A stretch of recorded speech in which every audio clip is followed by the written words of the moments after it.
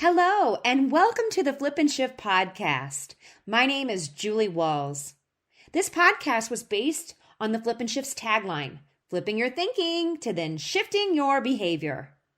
The Flip and Shift podcast focuses on temperament to then how we evolve in our thinking, to which influences our behaviors. We create belief systems throughout life, which affects the outcomes in our lives. Did you know that you can reprogram these belief systems to produce the outcomes you so desire? No matter what you're dealing with, there will always be a solution for you. So, this podcast should give you some hope. Yay! With each episode, we'll be chatting with leading experts in the field that have overcome struggles of their own. They found their way to overcome areas in their lives that needed focus and are now actually helping others to find their way. We all have a story to share. Let's learn from our past to change our future, and most importantly, inspire and help others along the way. If you are wanting to feel empowered, inspired, and are ready to make those changes in your life, you are subscribed to the right podcast. And hey, thank you so much for your support. Now, grab your favorite drink or snack, turn up the volume, kick back, and enjoy this chat.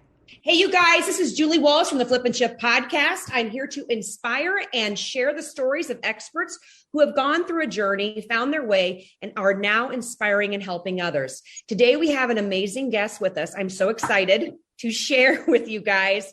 But before I do, I want to explain a little bit about our amazing guest today. Today, we are chatting with Shawn Bean, the founder of Matrix Health and Wellness, who is also dubbed in the medical world as the Metabolic Detective of Integrative Health. He is a health consultant and a coach. Shawn can interpret your S&Ps to unearth hidden factors that may be affecting your overall health. Shawn is certified in Endo Immunology, a Neuro Linguistic Practitioner, as well as a clinical hypnotherapist. He is here to discuss his own health story, his experience with working with clients, as well as his overall take on epigenetics, genetics, and the overall bodily systems and what it takes to achieve health goals. Okay, John, how are you? I'm doing fine. How are you doing today? I'm great. It's beautiful outside. We've got snow everywhere and my kids are ready to go skiing. Yay. So where are you from, John? I'm originally from Pennsylvania. We just migrated to Michigan to be more with my round family support because we just had a set of twins. So then it can be quite a handful. And because of my own health issue in the current status I was in, we had to literally move in order for me to maintain my wellness. So this had multiple factors that we decided to do this. And it's been very helpful in many, many ways. So I look forward to seeing what the future holds. Yeah. Well, I can relate to that because I worked with you and you shared with me when we went through my health history and where I lived. And you guys, Shawn is amazing. I highly recommend him. So I lived in the Midwest. And as you know how to calculate what the air quality is and everything else. And I noticed that in my area, a lot of people were starting to get the thyroid issues, a lot of taxing of the adrenals. It was popping up all over the area that I was in. It was becoming an epidemic. So like you, we decided to move out west, which has been awesome. So Michigan, you said? Yeah, Michigan has its good days. It has its bad days. There's a lot of overcast here. I've got my sun lamp. I've got my vitamin D lamp. I've got my red light lamps. So it's been helping tremendously. So as long as we keep those neurotransmitters up and keep that thyroid in check, we're all good to go out here. Right. Absolutely. Awesome. Okay. So now before we get into your unbelievable professional background, which it just blows my mind. But I want folks to learn just a little tidbit about your story, some of the struggles that you've encountered, and what led you into deciding to help others. Basically, my journey was I was a high performance athlete, bodybuilder. We pushed ourselves to the limit.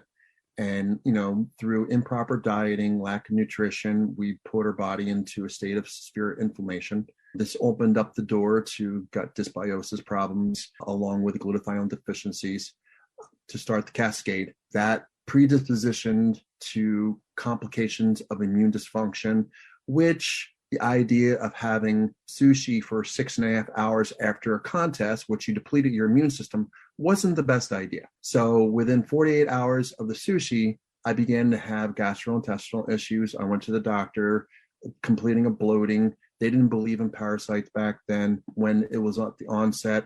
Things kind of snowballed from there to where, my body went to a total stress response, not realizing it. I began to have amnesia. I started to lose muscle mass. My weight started to drop. That was the first sign. Then the icing on the cake was when I moved into a house that was that of a person with cerebral palsy, which I agreed to help out with. Later, I found out that being in there a month, I woke up with total amnesia. Upon review of further data, my mom was saying, oh yeah, we were cleaning up the black stuff all over the refrigerator. And I didn't know it was mold. So it was such a big mold hit that, I literally woke up with 3 hours of amnesia, didn't know who I was, where I was, stuttering nonstop. I remember calling into work that day. I didn't know who I was talking to. I was babbling, and I called my mother first and scared her because she didn't know who was on the other line.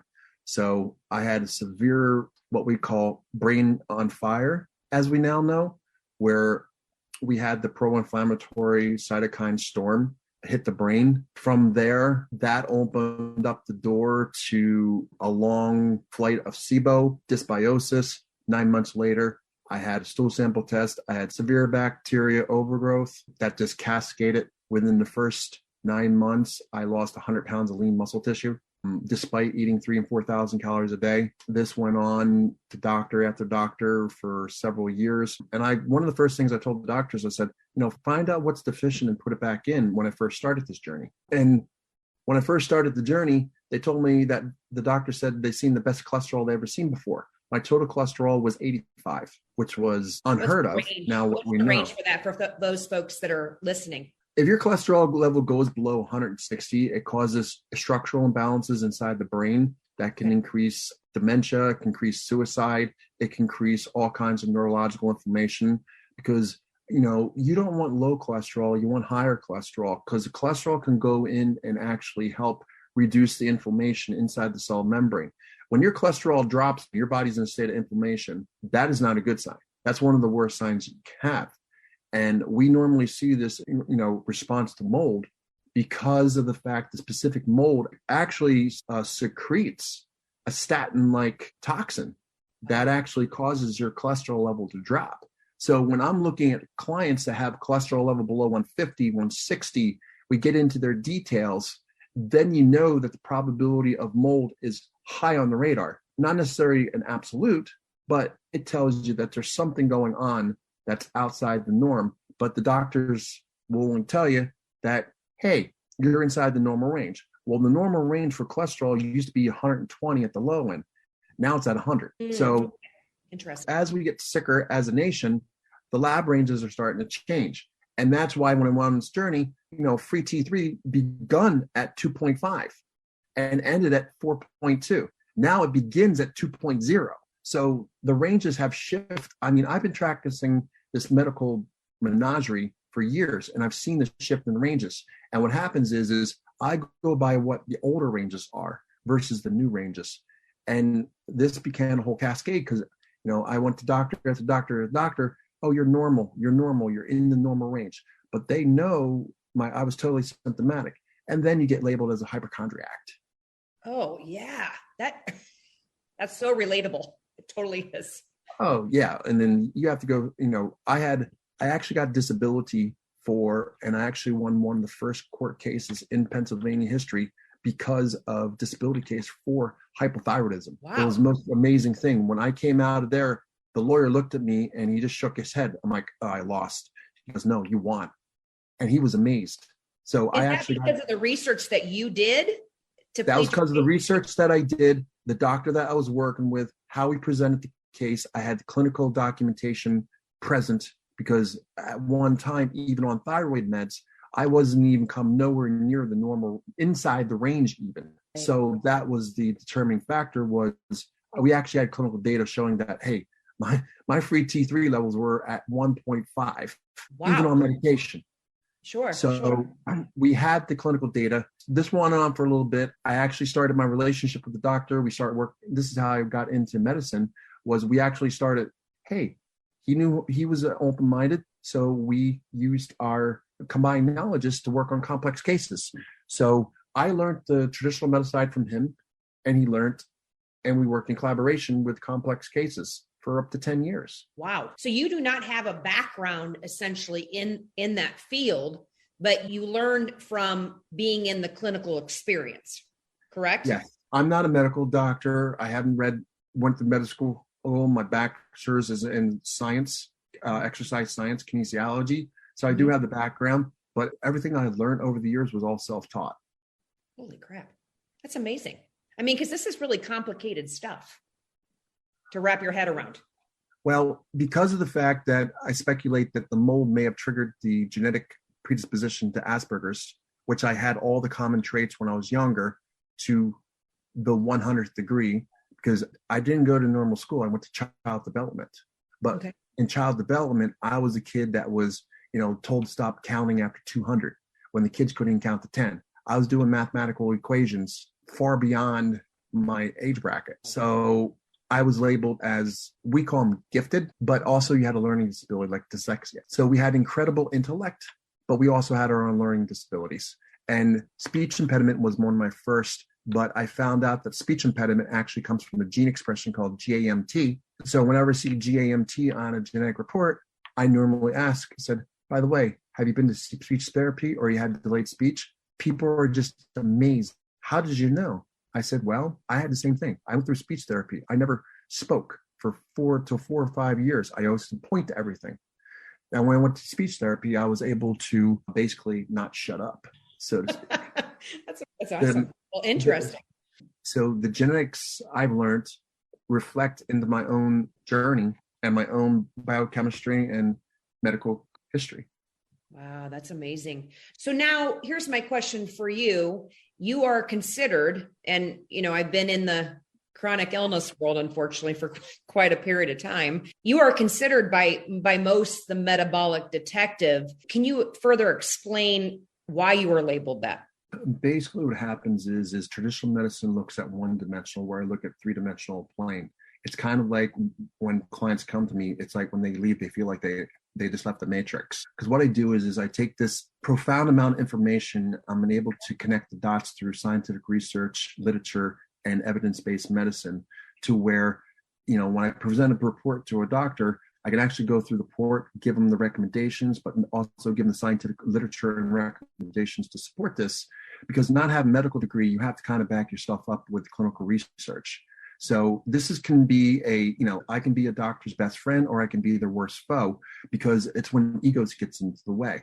And I'm here to help educate them on how healed to, hey, show them hidden patterns, get out of the specialist mentality and look into the generalist mentality by looking at things from a different set of eyes. And I've worked with many, many functional medicine doctors. And when I get done through my mentoring with them, they're just like, Shawn, it's like everything that I just learned at IFM, it's not wrong, but it's done in the wrong sequences. So what I do is, as a metabolic detective, I reverse engineer chronic illness through looking at metabolic pathways, gene expressions, and seeing how all of them are interlinked with clinical data and laboratory reports. Because sometimes you can just use a journal.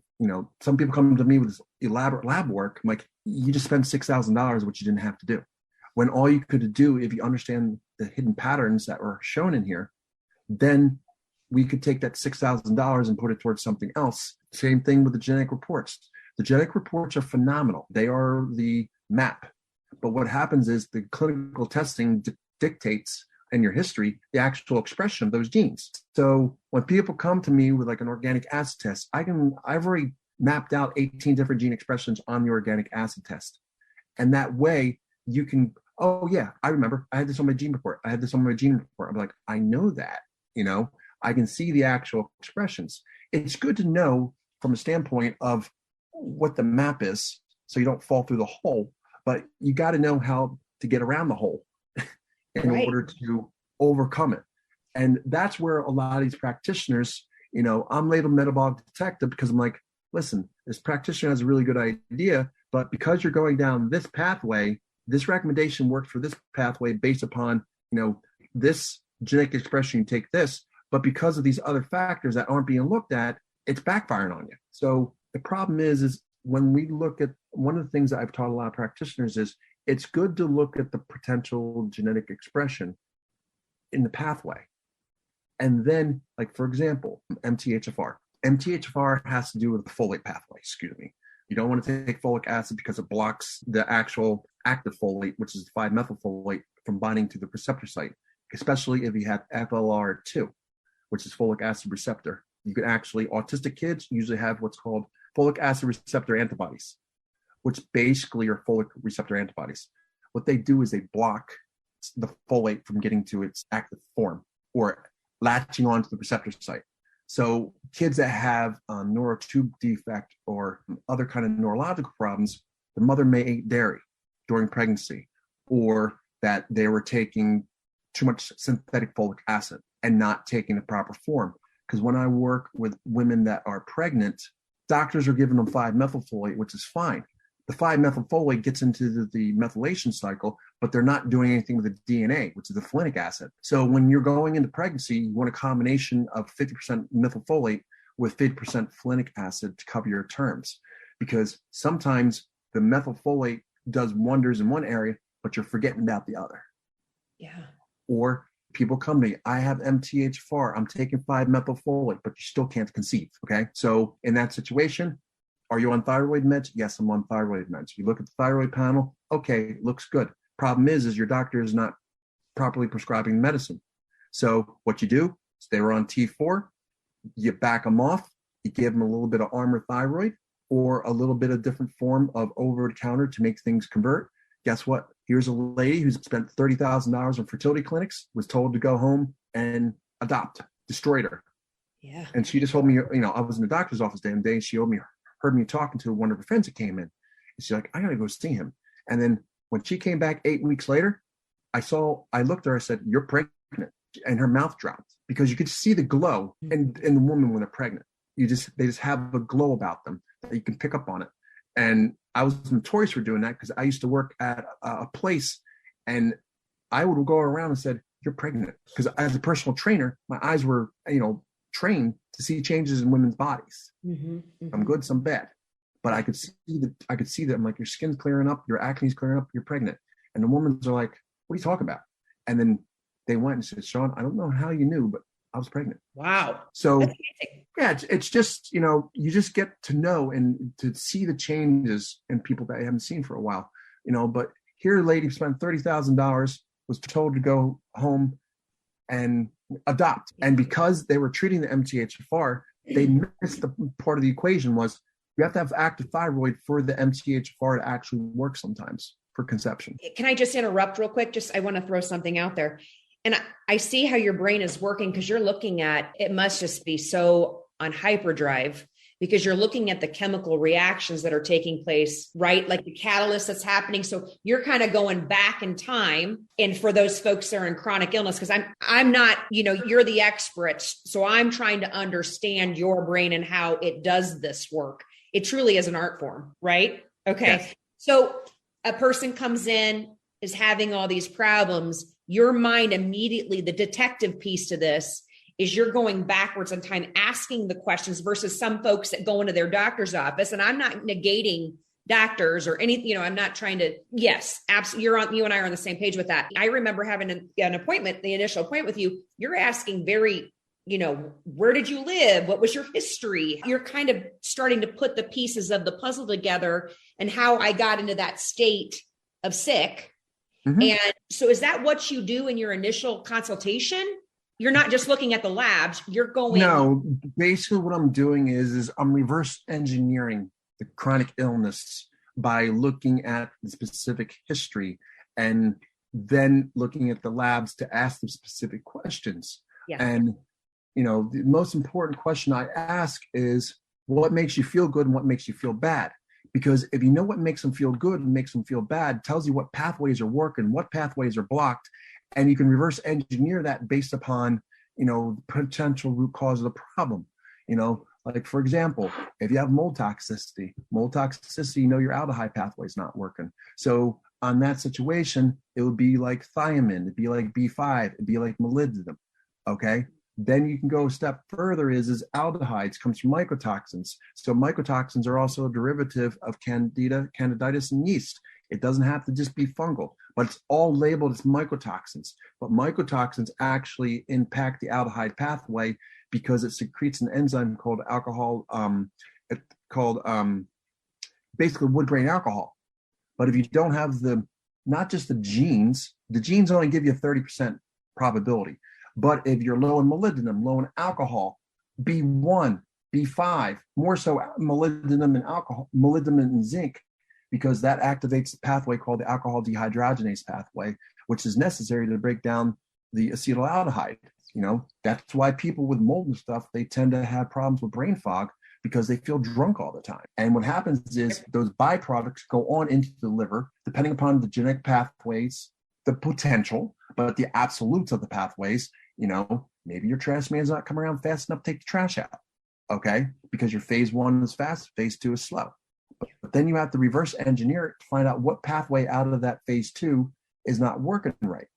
Is there gut dysbiosis? Is there mold? Is there emotional trauma? Is there, Roundup? So you just have to kind of look at the clinical presentation, the labs, and then just ask the simple questions. Because sometimes the people may not express being in mold and having certain symptoms. But when you get the organic acid test back, you see that there's mold markers there. You see that the number 60, which is the orotic acid, is extremely low, tells me that's from a past exposure, because that's your phosphatidylcholine pathway, which is your cell membrane. So in that situation, the low orotic acid is indicative of PEMT, which is the mechanism by which phosphatidylcholine is synthesized. Now, if you have low orotic acid and then you also have a person who's postmenopausal, guess what? You're in a double whammy. Because of the PEMT gene expression, you're not synthesizing phosphatidylcholine, but then you have estrogen not present, because estrogen stimulates not the gene, but the process by which phosphatidylcholine is synthesized through the PEMT pathway. So That's that amazing. way, if people come in that are postmenopausal, all of a sudden, that 9 times out of 10, they got non-alcoholic fatty liver. So therefore, they're going to be predispositioned. Sometimes they may have higher SHBGs from being on birth control. Birth control has been shown to increase sex hormone binding globulin after discontinuation of 5 years or more. So that leaves them in a low testosterone, even though their testosterone level is normal. Their free testosterone levels in the garbage can, because the SHBG is locking it up, not making it bioavailable to the body. So you have women coming in that they go to their doctor, oh, your testosterone level is fine. It's not, because they're not looking at the other factors that are, you may have a 12-inch pizza, but how much pepperoni is on that pizza? Okay. Are you getting shafted, or do you have a lot of it? And just that marker alone goes up with inflammation, specifically gut and liver, often due to lipopolysaccharides that you can see coming from mold or other pathogens that trigger the inflammatory responses. I want to ask you, with a lot of your clients, I know you did the same thing for me, which a lot of this stuff is familiar talks that we had in the past. Are you finding a lot of folks are, I'm just, throwing a question at you, that they're dealing with mold problems? Here's the problem. We've been around mold for millennium. Okay. Right. The problem is the other environmental factors, emotional stress, are triggering the gene expressions that are allowing the past mold exposures to come forth. Mm-hmm. So the mold's always been there. The problem is the body's been trapped in tissues, and now it's starting to arise. That's where, I've been in mold all my life. The problem is once I got to that breaking point, my genes kicked on and it started to express. So the expression was when the expression of the mold became problematic when my SHBG started rising. When my SHBG started rising, that is usually from a pro-inflammatory cytokine storm that mold can tend to derive. Mold also affects the mucosa barrier, which turns your bile flow into sludge.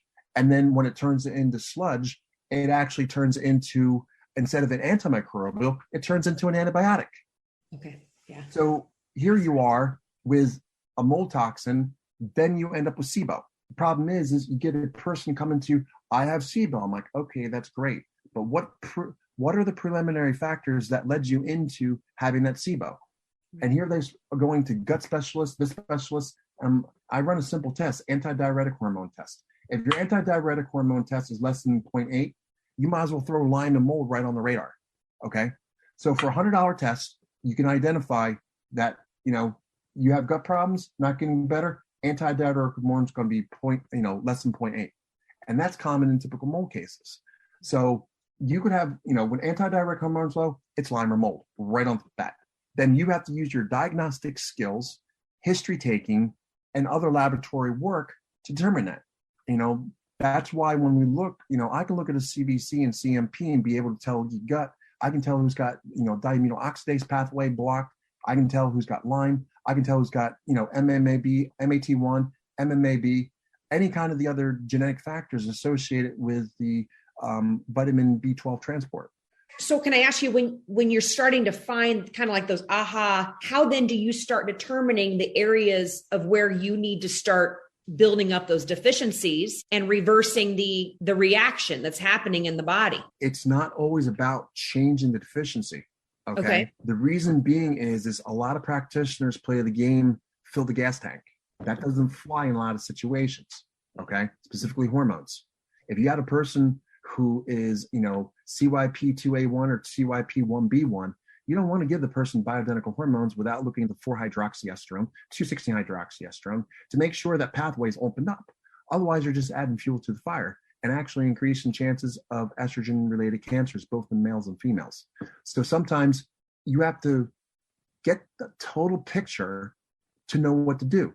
Because, one person came in me, testosterone, estrogen, DHEA, growth hormone, and then thyroid. And then you look, it's like, wow, your body's going into cell danger response because your free cortisol is higher than your metabolized cortisol. So your body's going into a cell danger response. So when you're putting on thyroid medication, you're trying to push something that's not supposed to be doing it. Mm-hmm. So too many people are over medicated. They're not looking at the root cause of the problem, because when I saw a person that had high estrogen, low progesterone, they had thyroid dysfunction. The problem was it was their adrenals. Once they fixed the adrenal glands, the thing is it was gut. The gut was affecting the adrenals. The adrenals were affecting the production of the sex hormones and also the thyroid. So you said that they were on the thyroid was the problem, and the dosing of the thyroid was the problem. Were they on medication? The dosing of the thyroid problem. The problem was they didn't need to put on hormones in the first place. Gotcha. When I got the levels back, they had severe dysbiosis, SIBO, mold. They also had low cortisol, which they were being put on for. And all the doctor had to do is to look at the gut or look at the detail and further in order to know that the sequence of events that should have been done. And when people leave, they're extremely upset because this wasn't looked at first. Because just because your TSH is above 2 doesn't mean you should be put on thyroid meds. Okay. Functional medicine has some good philosophies. The problem is with functional medicine is there's specialists out there. You've got mold, they'll treat you for mold. You've got Lyme, they'll treat you for Lyme. But I can't tell how many people end up that have Lyme that actually treat the mold, get better. Or I actually treat the SIBO and actually save the person's life because Lyme treatment was basically killing them. Yep.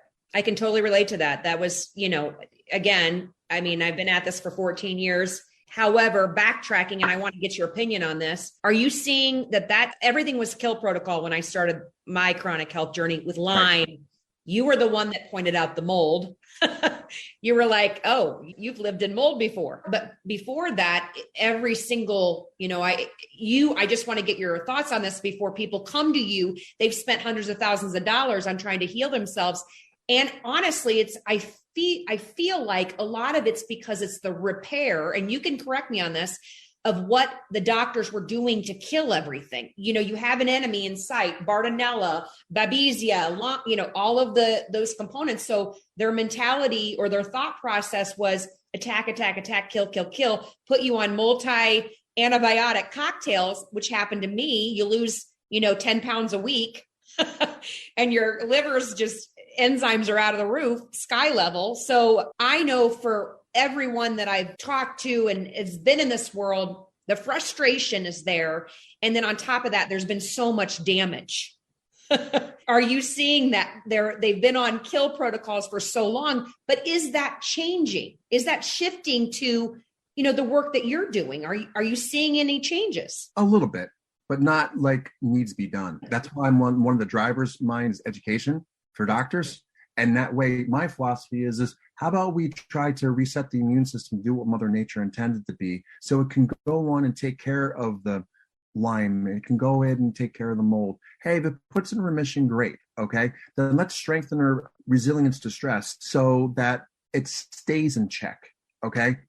Can you kill Lyme? That's been the number one question. I just think the majority of the scenario is beat it back into submission and put it back into its cage. But the problem is you put it back into a cage and the lock's never put back on, or it's rusty. And then as soon as you hit a stressor, it comes straight out again. That's why, stress management, regulation of, cellular inflammation by looking at the deeper levels that are not looked at. You may have 3 or 4 fuels to the fire, but if you don't look at these other other factors driving inflammation, you could be looking at a false picture to where it could multiply by factors of 10. And if your immune system is dealing with these other factors, you won't be able to get past the Lyme or the mold. Because one of the things I do in Lyme and mold is I pull the vitamin D ASAP. Because what you're doing is you're setting up a high probability for failure. Because one of the things I've learned from Dr. Leslie Fine, who learned it from Trevor Marshall, was that if you lower vitamin D, it actually enhances the effect of the antibiotics. Otherwise, the higher the vitamin D, you got to take 4 times the antibiotics to get the clinical response. And also, vitamin D is not just a hormone. It's not just a vitamin. It's quasi-hormone. So it activates on 900 different pathways in the body. You got growth hormone, you got dopamine, you've got, many, many more. Okay. But folks are low in vitamin D. They're seeing across the board, right? What's your thoughts on that? They're low in vitamin D because their body's going into a cell danger response. Okay. When your body goes into a cell danger response, it lowers vitamin D as a protective mechanism. It lowers ferritin as a protective mechanism. It raises up reverse T3. So these doctors that are treating reverse T3 only are doing a huge disservice to the body, because your body puts on the brakes for self-preservation. Okay. It's like, would you want to start your car in a garage that you have the door closed down? No, you'll suffocate. And that's exactly what's happening in this scenario. Is the body is slowing itself down in self-preservation. It's got these negative feedback loops and the doctors aren't understanding. Okay. If the doctors understand the negative feedback loops within the hormonal, the endocrine pathways, and, a simple stress response, it would negate probably a majority of the issues that are people dealing with and get them the proper, I would say treatment, but get them the proper care that they need to get. I've got people coming to me for Lyme, mold, everything else. Just one simple test, $100, nailed it. Okay. That's why their treatment wasn't working. If you have 10 fuels to the fire when you're only looking at 3, and you don't address that one that's adding the 7 more, you're just going to be spinning your wheels. Oh, absolutely. And the frustration is real. I mean, and I want to back up a bit just to hit on one point. You brought it up. I see a huge shift in folks that are in the Lyme community that have, exhausted all their energies on trying to fix problems within their bodies, but now they're shifting towards emotional, the pain and the angst, and just, being called a hypochondriac like you've experienced, and not getting their answers or losing their hope. You are a NLP practitioner and a clinical hypnotherapy practitioner, correct? Yeah, but I just got that training just to have those. I don't really do it, but I do taking care of the emotional, part, because emotion will go on and cause gene expression. It's always like that tiger chasing you and you never know the reason why. And the problem is there's always sometimes a disagreement between the conscious and subconscious mind.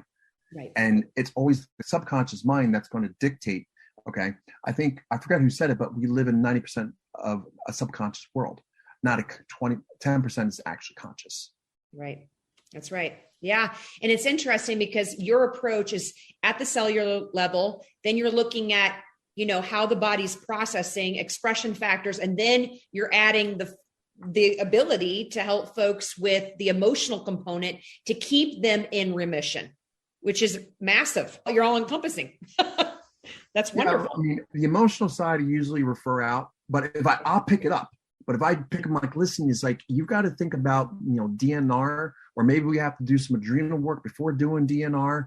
But I have practitioners I work with that specialize in this area. They've helped me out tremendously. They can go in and, decode you, go into your superconscious mind and, take that fear away that maybe your mother caused you. And maybe 20 minutes later, right back down, who was your biggest pain in the backside, and your mom's name's no longer there. Yeah. Because they remove it within like 20 minutes like that. It's a technique. There's a few practitioners I work with, but yeah, especially people who have mold, there's a constitution for holding on and not letting go. And then you look at the genetics, you see NAT, you see BHMT, PEMT. Those are all main factors that are indicative of mold. CYP2A1 to CYP1A2. Because as soon as I see, look on a genetic report, I'm like, as soon as I see CYP2A1 or 1A2, I'm like, mold's on the radar. Right. Why? Because that pathway works with DIM. And DIM is also not just taking care of estrogen, DIM also activates NERF2. And DIM has been a huge component in people dealing with detoxifying mold because it's a NERF2 inhibitor. Yeah. It's a NERF2 promoter. So the detoxification piece to this is, do you feel that that's one of the most critical pieces? Detoxification has been exploited, the terminology. Okay. So we don't detox, we redox before we detox, because you can't crap into a toilet that's constantly plugged up all the time. You've got to plunge it, okay? And that's what people are doing. People are going on fast, which is great. It may help you short term, but you're also adding stress to your body. You're causing insulin dysregulation going on. People that are in adrenal insufficiency shouldn't be fasting in the first place, because it's one of the worst things that you can do. Hey, if you want to fast for like 24 hours once a week, cool. 18 hours, 24, perfectly fine to reset your autophagy.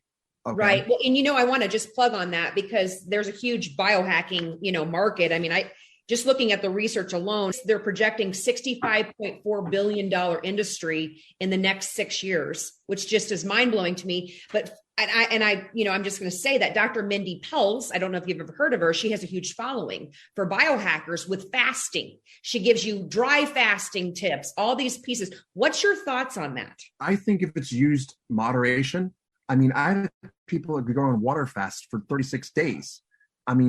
There's a point to where it becomes benefit to risk ratio.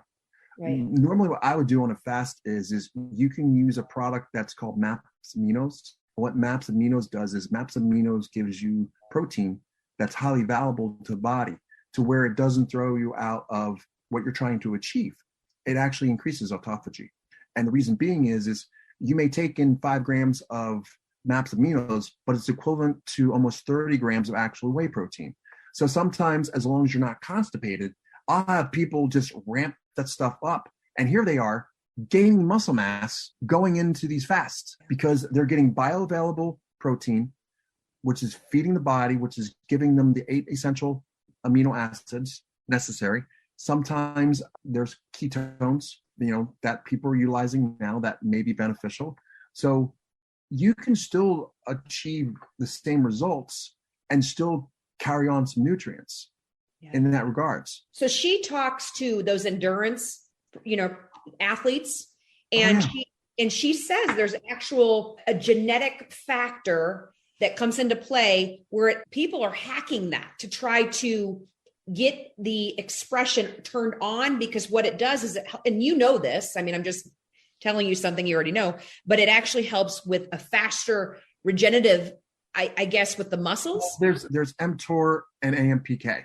Yes. And it's the balance between the mTOR and AMPK that's going to allow that to happen.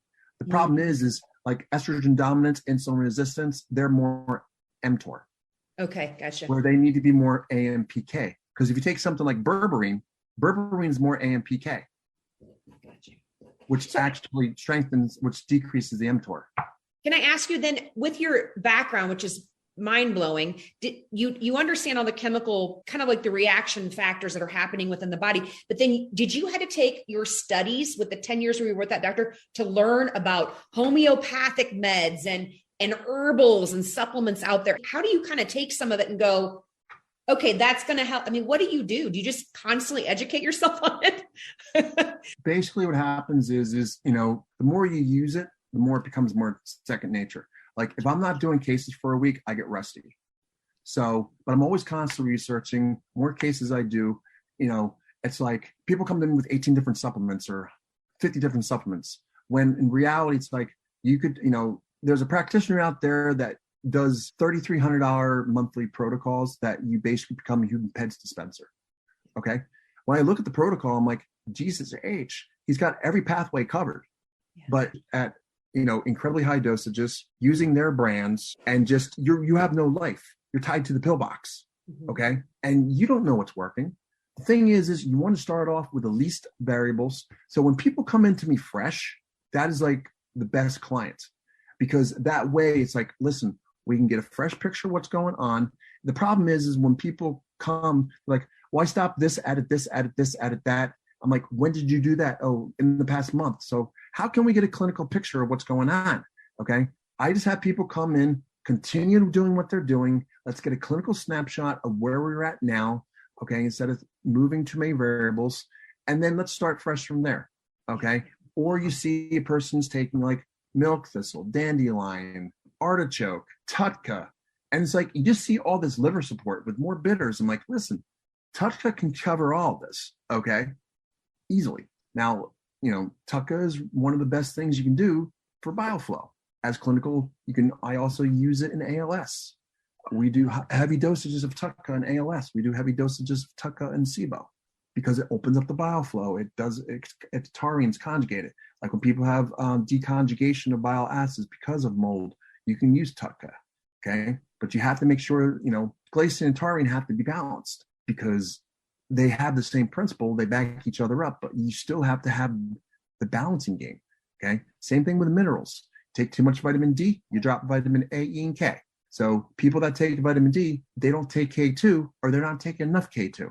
I can't tell how many people who took vitamin D for years end up with cavities and enamel ripped off the teeth. The reason being is their K2 as well. And then because their microbiome was off, they weren't converting MK4, they weren't converting vitamin K to MK4 or MK7 because you have to have the proper biome in order to convert, certain vitamins into the coenzymatic forms. Can I ask you, it seems like you do spend a lot. I was always, I always took something away, multiple things away after each of our calls. Do you have an educational type program where you teach clients what you know? What I'm trying to do is I'm working on taking the organic acid test, the Dutch test, the omega quant, blood work, and GI maps. And what I'm doing is I'm formulating a breakdown of all those from a biochemical standpoint, genetic standpoint, how you can look at, alkaline phosphatase and know you have an FUT2 gene expression because the probability of, when alkaline phosphatase drops below 50, that's an indication of some type of gut issue, specifically on the mucosa barrier, because the alkaline phosphatase is actually secreted by the villi. And the alkaline phosphatase actually gets rid of LPSs. So that often tells you got that leaky gut going on just by one marker on a blood test. The data that I've seen clinically, they say 50 or below. I'm actually starting at the data that I've seen was 86. Anything below 86 could be an indication of some kind of problem. But I'm setting mine at about 70 just to play safe. Because I want to backtrack because I came from the pharmaceutical industry. Ranges were huge. Are you submitting that information to researchers, John Hopkins, and seeing that the fact that they need to change some of these, are you submitting that clinical data? I'm just collecting clinical data to, and heighten my awareness, being able to isolate things much faster. So where people send you, I had the client send 200 pages of lab work. I literally sat down within 1 hour. I had to present that to a doctor. Well, the problem is the doctor, I thought it was one doctor. It was a team of doctors. So when I got done, the information I presented was within an hour, I was able to map everything out, have the scientific studies, map up the genetics, the potential gene expressions, what testing to do, what the outcomes were, and what modalities to incorporate. So now I know you not only take clients and, help them shift their health, but are you educating? I understand that you're doing that. That is a scenario alone, but I know doctors that are going to be tuning in will want your services. Are you providing a consultation or a coaching service? What I have right now is nothing's really in place, but what I do is I do one-on-one mentoring where, people spend thousands and thousands of dollars And what I do is I teach them my philosophies. I teach them, the hidden connections, and actually see it in practice. I'll go over their lab work and say, listen, you've done a wonderful job here, but how about we look at, how about we get this testing, see how this goes? These recommendations are really good. I see that you're testing your thyroid, but you're testing it, while they're on thyroid and not when they stop taking it. So you might be getting a skewed clinical picture, but then you come back with a Dutch test, and they come back with a Dutch test, you see hypothyroid on there, and the person's on medication, then it questions like the testing modality, the testing methods. So what I try to do is I try to help educate the doctors to look things from a different set of lenses, to pull yourself back from being a specialist, being a generalist, okay? And it's like, wow, my client to spend $100,000. I said, your client's up in Canada. Your client is inside. Your client has mold, okay? You need the sunlight in order to stimulate the MSH in order to get rid of the mold, to reduce pro-inflammatory cytokines. So this is what I recommended her to do. Go to the tanning bed 3 times a week. Within 3 weeks, symptoms were 60% better. It was all because of sunlight deficiency and her not having the ability to decrease the pro-inflammatory cytokine storm, that the lack of the MH. Her gut also healed up too, because you need MSH in order to regulate the gap junctions within the gut. That's in literature. Alpha MSH stimulates the recovery of the gap junctions. So lack of sunlight, lack of the proper wavelength was all she needed. She didn't need all this other stuff. It was nice to have the binders and stuff on board, but she didn't need this menagerie of supplementation. She just needs somebody looking at it from a different set of lenses. And these were all functional medicine doctors because they were trying this protocol, that protocol, this protocol. That's why doctors have a hard time replicating what I do. There are no protocols. I was going to ask you that. Are you training, other doctors and physicians to do what you do, or would that be a difficult task to take on? No, it's really not a difficult task because, like I said, if you just utilize those type of testing that I mentioned, that's all you have to do, really. And here you are cutting out thousands of dollars worth of lab work with just a simple test. And that's why I'm trying to isolate the variables and hidden connections with pinpoint accuracy that have worked for me, to where clients come in and they're like, I'm like, why did you do this test? Why did you do that test? Okay, it's great to know that you have infections, but we can use, monolaurin, or we could use L-lysine to help that out. We don't need to know, it's nice to have a viral panel, yes. But the thing is, your immune system's out, so that viruses are going to probably be expressing. So you put that into the equation of figuring out what to do, And usually, you go to a good doctor, they do a lot of good blood work, but they're looking, oh, you have HSV1 or HSV2 or Epstein-Barr virus, we're going to give you monolaurin. But then the fact is they forget that, they have an occupation that they were exposed to glyphosates, or that they had an exposure to petroleum, or that their house was built on a specific region. Okay. That's why a lot of people down in New Mexico and Arizona are super Hashimoto's, because then what happened was the nuclear testing from Nevada, blew over in the 1950s and 60s. Yes. That's why there's a huge outbreak of Hashimoto's out there. I know somebody that had that. Radioactive, nobody's going to think about that. Even the top level functional medicine doctors. And functional medicine and traditional medicine has its places. The thing is what I'm finding is they are turning molehills into mountains. And what we try to do here is we try to say, whoa. I have a mast cell activation. I'm like, okay, what are they doing? We're doing this, this, and this. I said, okay, do you understand that if you run a GI MAPS test, you'll probably find out that Morganella's in there, Klebsiella, Pseudomonas. These are all heavy histamine producers, okay? That's going to affect your diamino oxidase pathway. That's going to cause your copper ceruloplasmin ratios to go off. So here you are going to the root cause protocol, trying to get your copper and ceruloplasmin in, when the fact is infections will cause the same damn thing. Once you take care of the infections, once you take care of the mold, once you take care of the other factors, that will correct itself. I'm not saying not to support it, which I do. I take a combination of 100 different practitioners or more leading, and what I do is I blend it together. So that way it's like, okay, we know you got ceruloplasmin, we know you got copper issues, but what I'm doing is I'm going after, knowing I know now from Mike McAvoy told me, he's like, Shawn, He's like, I treated the mold, and guess what happened? The copper and ceruloplasmin got back to normal. So, but I still will support that. Okay. Because you have to support the pathway. It's like antidepressant. It's like you have to give an antidepressant until you find the root cause of the problem, which could be a traumatic brain injury or any kind of neuroinflammatory response. Like I just did the Labrix neurotransmitter test. I knew I got a mold hit where I was. You could see those neurotransmitters fly through the roof, brain on fire. I actually got my lab test done. My C-reactive protein was 57, which is extremely high. And that was because what happened was it was a buildup. The mold was there. We identified that mold was there. It was all over in the crawl space. That was overlooked because the person who was investigating it didn't have the capacity to climb up the ladder. Although she did an incredible job of what was seen, but that was brewing up there for years. And you could see my levels. You could see my SHBG starting to climb.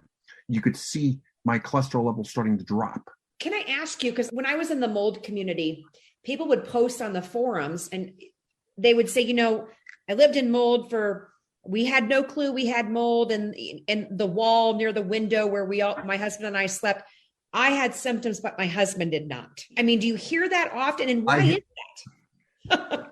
There's a gene called HLA. What happens is the HLA this 25% people have it.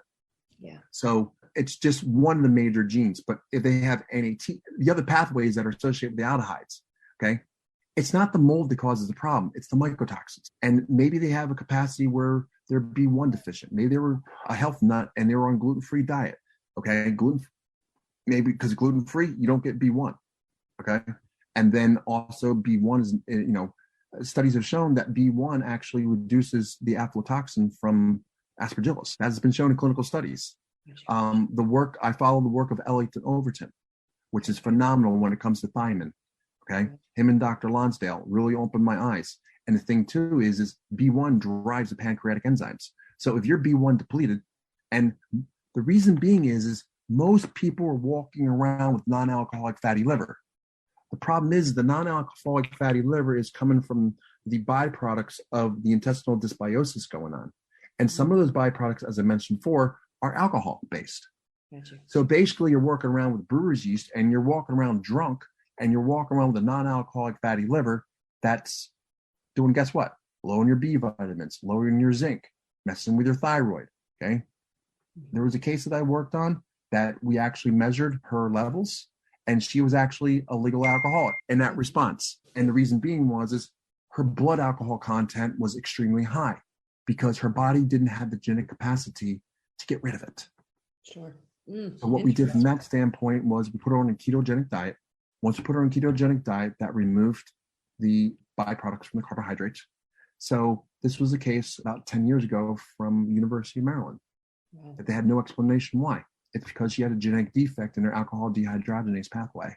Wow. That she could no longer do carbohydrates. Once I removed and once said, listen, she's producing wood grain alcohol because of her inability to get rid of what's causing it in the first place, which was yeast infection. Interesting. Wow, man, I'm just blown away. What do you think is going to happen in the next 25 years? Do you see that your expertise is going to start flooding into clinic offices, or do you think this is the future of health? I think then we need to have our healing tribes together. I feel that you need a medical doctor on board. I feel that you need an emotional specialist on board. I feel that you need a person such as myself that looks at every nook and cranny, that collaborates with the doctor. Because when we bring the collaboration together, that is when you see major changes. And that's when you have everybody else on board.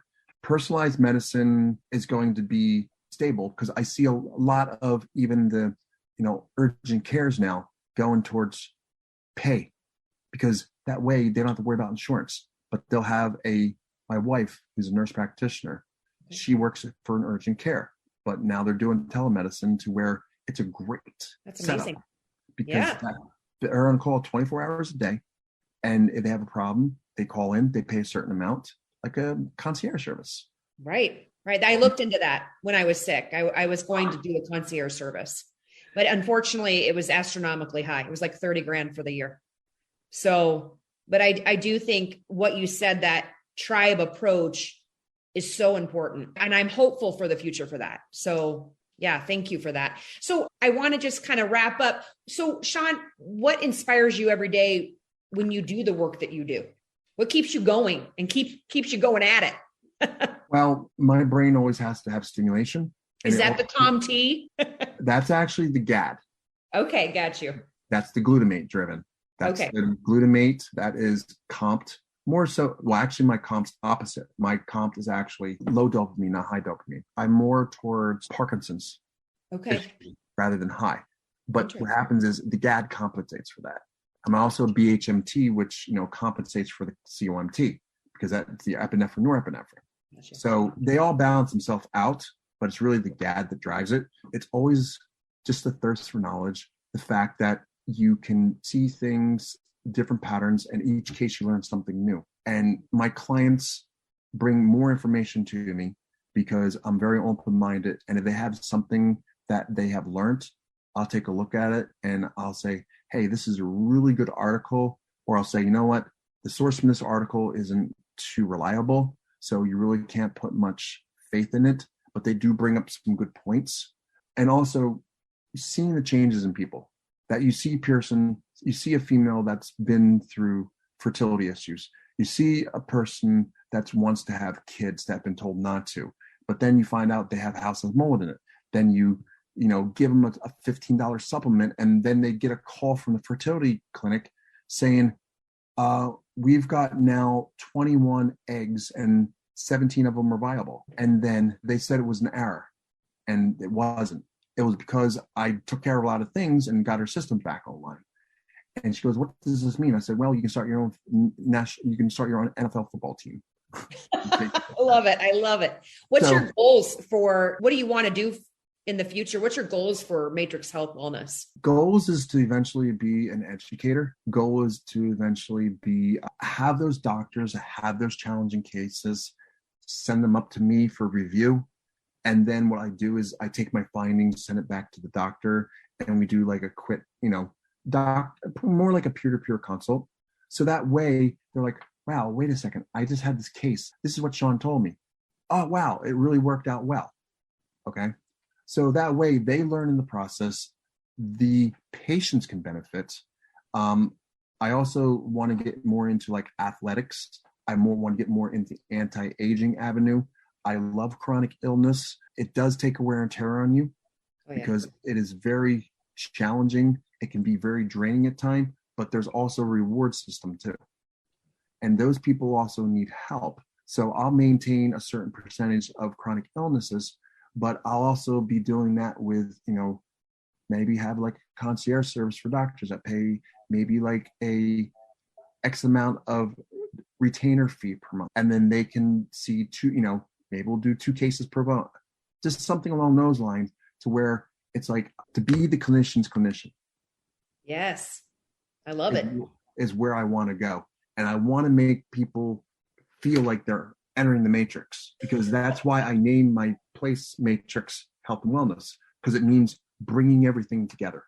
Yes. That's awesome. That's wonderful.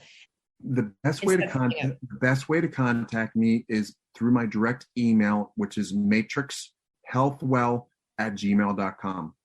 The website is kind of old. It's kind of, people go through there. I haven't had, time to update it. So if they try to go through the website and they hit the contact, that email's no longer working.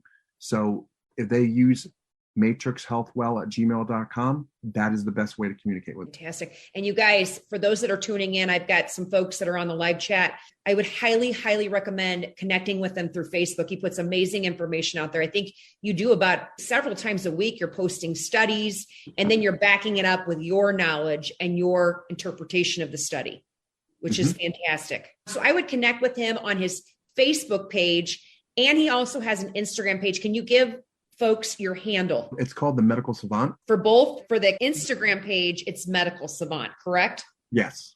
Okay. And your Facebook page is what? It's my name, Shawn Bean. Awesome. Okay. So this has been a very eye-opening chat for me. I mean, I've learned so much. I see folks have ask questions. And I highly recommend you guys, and some are making comments, I highly recommend you guys reach out to Shawn. It looks like a lot of you guys are wanting help with whatever you're dealing with.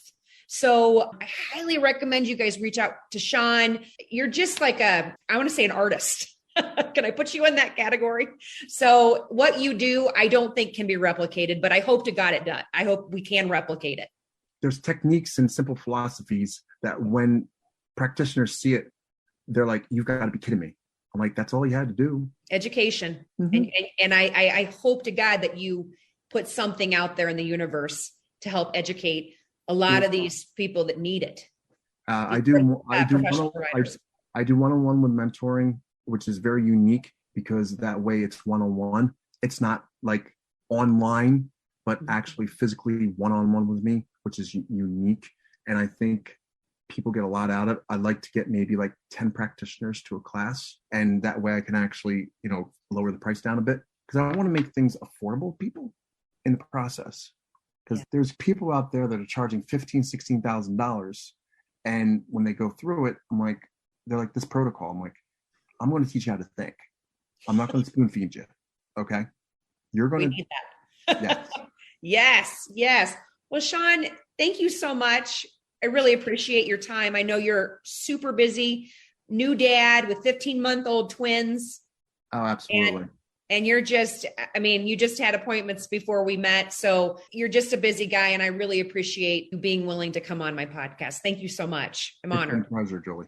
Yeah, absolutely. Well, thank you guys. And if you want to catch the replay on this episode, you can look at my Facebook page and YouTube, but also this will be available for a podcast episode on the Flip and Shift podcast, available on multiple platforms. You can find us on Apple Podcasts, Spotify, Google, iHeartRadio. We're everywhere, you guys. So thanks again. Have a great day. Wow, what a great episode, and a special thank you to our expert today. I hope today's episode inspired you, empowered you, and gave you some hope today. Thanks for listening, and stay tuned for our next episode. Cheers, my friend. Thank you for listening to this podcast. Please subscribe, rate, review, or even share this podcast to someone who needs hope and inspiration.